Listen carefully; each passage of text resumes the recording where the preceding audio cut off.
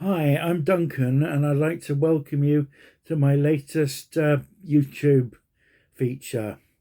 Today, I'll be looking at the last four movies that actor Boris Karloff made in 1968 with a Mexican company out in Hollywood. The idea was that the movies were going to be made in Mexico, but because of the high altitude, Boris's doctor forbade him to go. So the idea was that his scenes were going to be shot in Hollywood, and the rest of the movie was going to be shot by a Mexican crew in Mexico. But in the end, I think all four films were shot completely in Hollywood. The movies have had quite a poor reputation over the years. They were made in 4:3, so it looks to me like very much the idea was that rather than be released in the cinema worldwide, they would be released on TV in many countries. But because of a number of issues, the films just ended up sitting in a vault until about 1972, and I think they did get sold as a package deal to some companies, but for many people, the films were still inaccessible. I think it was until certainly in the UK, until 1987, when I was working for the British Board of Film Classification. A lad called Phil Crace and his company, I can't remember what they were called, were able to get hold of them and release them in the UK. Many of the four films, that all of them have different titles in different places. So I've finally got my hands on a copy of a special presentation of the four movies together in one package, and so I've been watching them. And I think I would happily say right from the word go that don't use these movies if you want to try and get a friend to become a Boris Karloff fan. I think these are strictly for the die-hard fans only. That doesn't mean that they're hopeless, because they're not. There are some very fine scenes in them. Boris is very good, brings everything up a notch or two. And several of the films had the same people working on. An actress called Jalicia, I think Jalicia, is in three of them, I believe. I'm just looking at the first film that I looked at was Dance of Death, which is also known as House of Evil, and it's about an inheritance. Boris Karloff plays the elderly person who's on death's door. The house is full of creepy clockwork toys, and it's not bad. As I say, I'm not the world's greatest person at giving plots away, thankfully, which is just as good, because I did get a little bit sleepy during a couple of them. So, but don't worry, you won't have much of the plot revealed by me under any circumstances. The second movie I reviewed was it's called The Torture Zone, also known as The Fear Chamber. And two scientists find a radioactive mineral under the earth. One of them is Boris Karloff's daughter. He's very concerned about her. It's a dangerous substance to be playing with. And then we've got Alien Terror, which I think was also known as the Incredible Invasion, or I think, and it's two scientists. Carlos, one of them, experimenting with radiation and radium, and they send up an explosion that goes into outer space and upsets aliens who are nearby, who come basically down to Earth to try and stop anything nuclear from. They're really friends of the. They're going to destroy mankind if they can't get a suitable solution to the problem of nuclear stuff leaving Earth.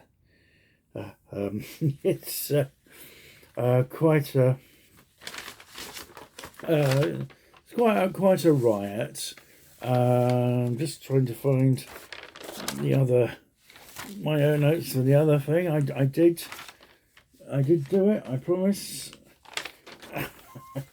The trouble when you write rubbish, you get yes. The Cult of the Dead, and this is also known as the Snake People. Directed by Jack Hill. He was involved in all 4 pictures. It's about voodoo. Which is not everybody's cup of tea. It's not mine either. It's got a character in it called Baron Samedi. Wasn't he the character in Live and Let Die? Obviously, I think he's in the history of voodoo. He's quite a well-known character. Policeman comes to the island, finds that the island's economy is in a very bad way, and decides that voodoo must be wiped out. He's warned by the locals just to let it be. It's part of the local customs of the area, but he refuses, and all sorts of things happen from there. So we had these 4 movies. They were finished in late 1968, when Boris was working. He appeared with his old friend Vincent Price on the Red Skelton show, and then I think he did an episode of a series called The Name of the Game before leaving to get home to Britain for Christmas, and he made it, but he ended up in hospital, where he spent the last 2 months of his life trying to recuperate, and still doing his Reader's Digest thing on a cassette recorder from the hospital. Boris's last few years had some great things happening. He made a fantastic film called The Sorcerers with Ian Ogilvy, and a very fine movie for Peter Bogdanovich called Targets, which is probably one of the finest films he ever made. And I believe that it was Evie, his wife, and his daughter Sarah Jane Karloff, it was their favourite movie of his. Of course, he also did a narrative for the How the Grinch Stole Christmas, which is only sort of half an hour long, but that was released in an album format, and also it was shown virtually every Christmas, and I have it on DVD, and it's lovely. Now, working on these 4 movies, which were shot back to back, that means they didn't necessarily wait to finish one before they started work on another. Boris had always been blessed with a photographic memory, and although working on the films was very, very difficult for him, there was two very nice things happened from this difficult situation. One of them was Boris's legs were in plates, braces, because he had problems with his back and his back legs. He had that since his childhood. And one of the ladies he befriended, one of the crew of the films, had a little daughter, and Boris was 80, the little girl was 6, and Boris showed a tremendous, when he heard about all this, he showed a tremendous interest in the little girl, listened to the problems, only gave advice when he felt it was right too, but said, "Oh, do bring the whole family onto the set sometime. I really love to meet them." So they did. The family came and met him, and it was all very, very nice. Another thing was a young lad approached Boris, wanting to do a portfolio of photographs of Boris. Boris really was not particularly excited about it at all, but he wanted to be helpful to a young lad who's starting his career, so he agreed to do the photographs. When he saw the proofs, he was absolutely gobsmacked, and he told the lads, "These are some of the best photographs I've ever seen." Sadly, they weren't going to be used for very long, because Boris only had a few months left on this planet. But it is nice to see that even in difficult circumstances, nice things can happen. And Boris's photographic memory meant he could learn lines very easily. And though, of course, I love that some of the characters he played didn't have many lines, like the Frankenstein monster, some of his work had a lot of lines. So these are the last 4 Boris Karloff movies. As I say, they're not masterpieces, but they're not a waste of time either for the die-hard fans. I just want, out of courtesy, to acknowledge where I got these stories from. This is the wonderful authorised biography, Boris Karloff, More Than a Monster by Stephen Jacobs. Absolutely superb biography. Well worth it. Any Karloff fan would be delighted with it. And it's still around.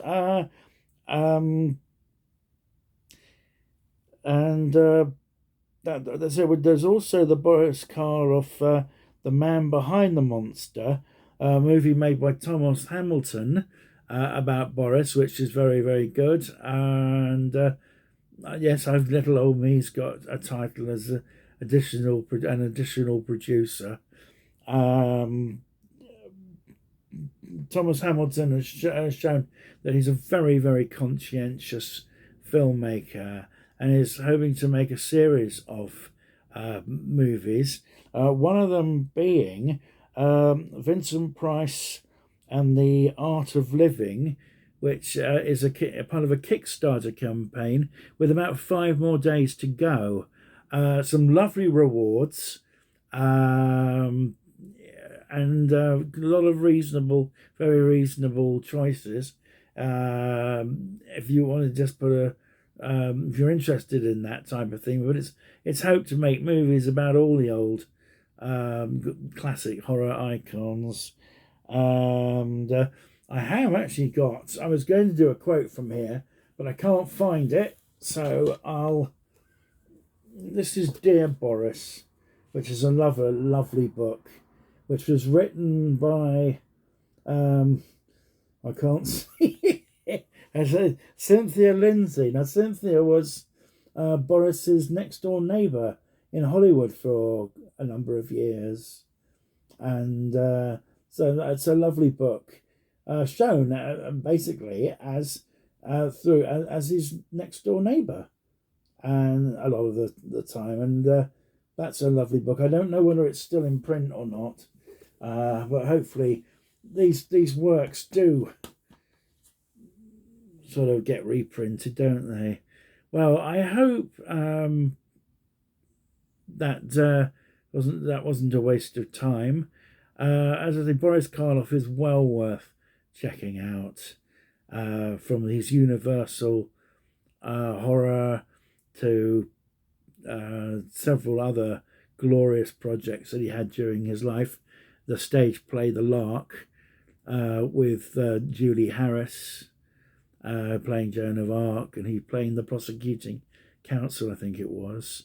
A fantastic production of Peter Pan from the 1950s. It made a lot of money for the Great Ormond Street Hospital, and I think is available on a record. Arsenic and Old Lace was a place specially tailor-made for him. Lots of his career had lots of great moments, and he really is worth checking. He is just a very fine actor, and sadly, my old boss James Furman was also a massive Karloff fan, and I'm sure had James still been alive, I would have got Thomas to do an interview with Jim for the Boris Karloff documentary. Anyhow, that's me probably finished for today. If you like this, then do tick the like button. If you'd like to subscribe, please tick the subscribe button. If you want to send this to somebody, to a friend, you're very welcome to. So you take care, everybody, and see you all soon. God bless.